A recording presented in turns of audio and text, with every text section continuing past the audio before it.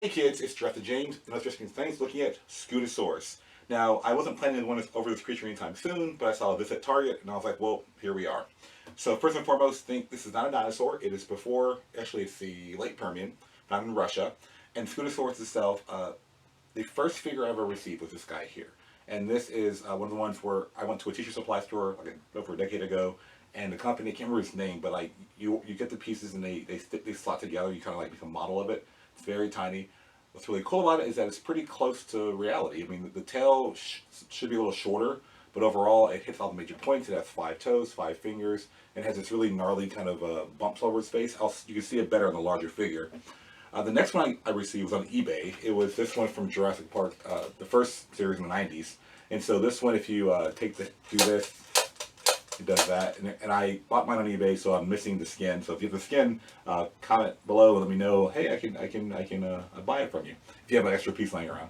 And so what I kind of don't like is at the bottom of its mouth here, under its mouth, there's like it's like walrus tusk. Um, to get that texture, one would have to be either teeth or two, let's have a horn structure.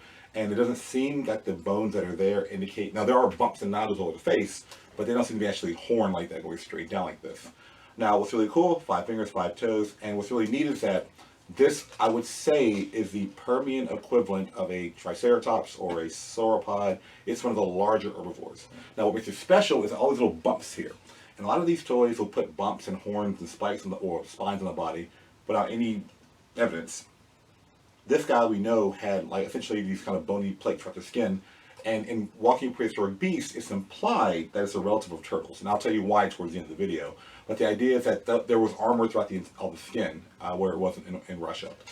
Now, the best model scientifically, if you're a collector, like my buddy Jim, I would say this guy here. I can't remember the company. It's 2008 Safari.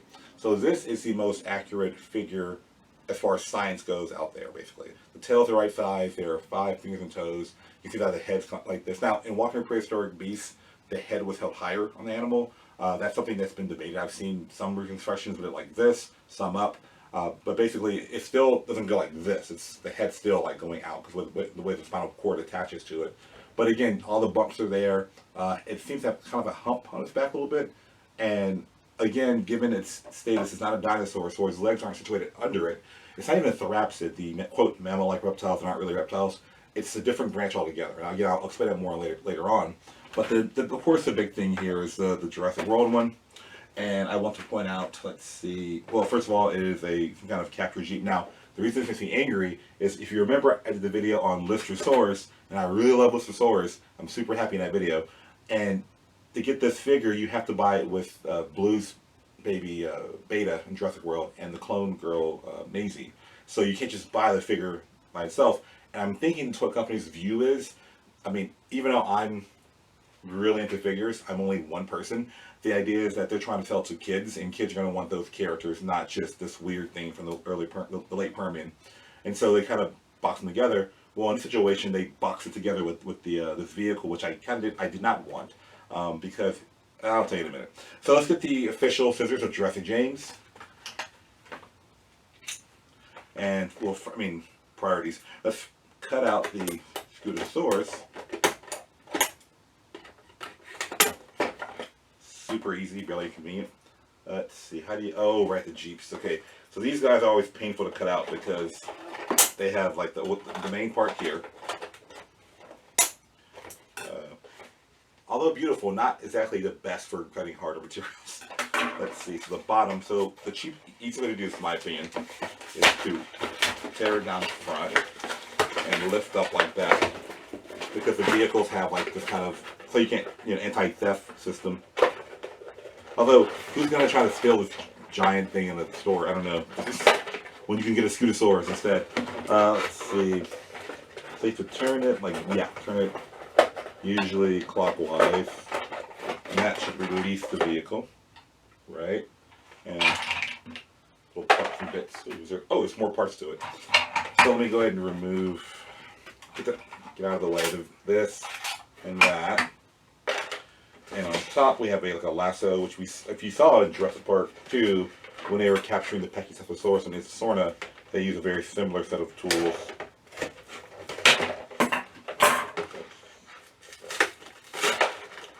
So the lasso is here, and the bullet is here. And so let's remove that. And of course, the safety, put the... Now, to get this out of our way, we'll look at the vehicle. Basically, it's a little stand there. Oh, look, that's kind of cool. So this part can rotate up or down or across like that, so you can get different angles to shoot. That's neat, actually. The bullet goes in there, or dart, I guess. I don't know what they're considering it. And then you shoot like that. Let's see. The lasso bit, you know, I guess it's designed for this animal, but here's, put it around the neck like that, and you got it. Which is weird because he has these little tchotchkes here, and then they can't go around it. So trick on you. I mean, it shouldn't be that hard, but it's possible. It would be funny if it were impossible to get on there. There's a little point here that you can tab into the vehicle on this side. So I would suppose you do it that way. Plug it in that way. So we have a windshield protector. The doors open on both sides, the front and back door, which is really cool. And if you're wondering, you know, they're remolding like the Transformers. It's essentially the remold of the Explorer. I mean, it is actually the same front. Bit of a glass or plastic top is going to be hard. My only complaint with this one, because I like the fact that you can open all the doors and put the figures in, is that the trunk doesn't open. That's like, I don't know, I have a lot of little like tools and things and flashlights I bought, so that would be great to have like in the movie, have it in there, but whatever. And then the back here is like more like a truck. But overall, it's just a neat figure. I would have, if I had a choice, I would have rather than paint it like this, just because it's already close enough to the real thing, this thing, and have a consistent look, because none of the vehicles have this look, have this colored paint, basically. Anyway, so we got that out of the way, the human stuff. Now for Scutosaurus. So interesting. So let's see. First and foremost, they have that DNA code that's super important to children these days. The tail, very tiny, good thing. Again, one of my complaints is that many creatures have bigger tails than their toys do. But in the case of the Ceratopsian, Horned Dinosaur, or this guy, that's actually correct. The head, see, is there any kind of movement? Nope. I mean, the limbs can move, of course, like that. The head moves like this. And so, with this guy again, this isn't an, okay, I'll explain more later. So the idea is that comparing it to this one, like I said, it's clearly I personally like the head being higher, the design. And so, I mean, you think about Ceratopsian, I mean, they're not related, but have similar ecological roles. That these animals don't have their head kind of up to look around and see predators. They come down and feed. So having your neck like that is not probably the best. So that's one of the things that they debate about with this animal. But I'm going to explain to you several things. One, where it sits in the family tree of life. And so one big thing in studying reptiles, this is a reptile, is that in early reptiles is the idea of a anapsid, diapsid, synapsid, and euryapsid. So anapsid is when you have your skull, and you have a nose hole, an iris, and an orbit, an eye hole. And anapsid means you have no other holes other than those two in your skull, because the prefix A is without, so you're moral or amoral. So anapsid means you're out without the other hole. So that's what, for example, as of right now, turtles fall into that. You see a turtle skull, this is nose hole, eye hole, nothing else. Synapsids are the guys that have the nose hole, eye hole, and one hole behind their eye. Usually for muscle attachments for jaws and biting. And that group includes like the Dimetrodon, the Therapsids like Gorgons, and you, assuming you're a mammal. I don't know, you could be reptiles. I have no idea. This is the internet, it can go anywhere.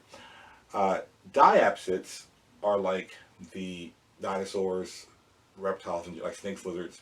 They have essentially a nose hole, an eye hole, another hole between the nose and eye called the antorbital fenestra, so it's anterior in the front of the orbit, the eye hole. And then behind that they have two holes, usually there's two on the side, or like dinosaurs case there's one on the side and one on top. And that, I'm using this Cresticeuchus archosaur morph from the Triassic. Now, there's an annoying group called the euryapsids, because people know anapsid, synapsid, diapsid. But these guys actually have one hole on their eye. You're like, oh my goodness, the Plesiosaurus is a synapsid, and then I slap you. No, the idea is that they their ancestors had two holes and they lost one of them. So technically they're derived diapsids. But when you're looking at it, you're thinking it's a synapsid. I know it's very annoying. It's a thing that's been in paleontology for a long time. But the idea is that Euryapsids, if you look at their ancestry, they have a hole. That being said, Scutosaurus has no hole behind the eye, so it is historically considered an anapsid. The problem, of course, with anapsids is that animals in this group aren't always related to each other. They just have the same feature. For example, the Ankylosauruses have an eye hole and a nose hole and no other holes in their skull usually, but it's because they fuse shut. So technically they're dinosaurs with diapsids. So there's a thing where we look at the structure of the skull, but also where it sits in evolution. And what's really weird about that is that biology is a snapshot of today. Paleontology is the whole story, right? Like biology is a Titanic is sitting in the water, spoiler, and it's like this. This is biology. We see it happening right now. But paleontology is, well, how did it get there? It hit an iceberg. It was Northern Atlantic. It was a certain time of the year. All those things. So with that being said, it's not often referred to as an anapsid anymore. I mean, it is, it isn't. But the idea is that Scutosaurus is considered to be a Parareptilia.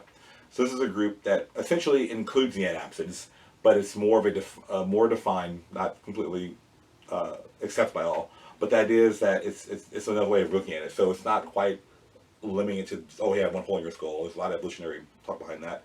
A new argument too is that turtles, despite not having like an ankylosaur, may be a different, there's an argument right now, I'm not going to get into too much detail, where they may have had ancestors with more than one hole behind the eye, and they just lost the hole again, like the Ankylosaurus did,